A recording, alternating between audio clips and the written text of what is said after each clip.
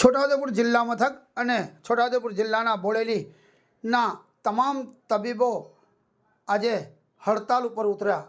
કલકત્તામાં doctor સાથે rape with મર્ડરની ઘટનાનો મામલો બોડેલી તાલુકાના ડૉક્ટરો હડતાલ પર ઉતર્યા। આજે બોડેલી તાલુકાના તમામ હોસ્પિટલોમાં પણ ડૉક્ટરોએ હડતાલ જાહેર કરી।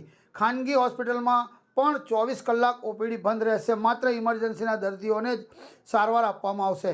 ઇન્ડિયન મેડિકલ એસોસિએશન દ્વારા હડતાલ જાહેર કરવામાં આવી।